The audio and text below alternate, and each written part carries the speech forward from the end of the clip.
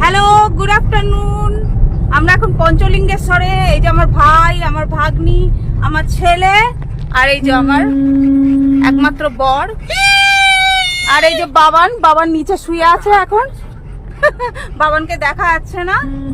আমরা এখন পঞ্চলিঙ্গেশ্বরে আছি। হ্যাঁ, আমরা এখন নীলগিরি যাব, তারপরে ইমামি মন্দির যাব।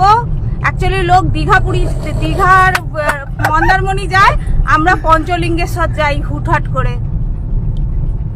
এই দেখুন পাহাড়টা, আপনাদেরকে দেখাতে পাচ্ছি না পাহাড়টা। এই দেখুন পাহাড়টা দেখুন।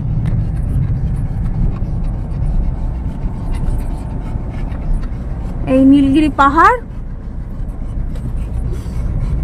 এরপরে আপনাদেরকে আমি আস্তে আস্তে নীলগিরি পাহাড়, রাজপ্রাসাদ, ওখানে এখন রথ তৈরি হচ্ছে, তারপরে ওখানে জগন্নাথ মন্দির আছে, ইমামি মন্দির, সবকিছুর আপডেট দেবো।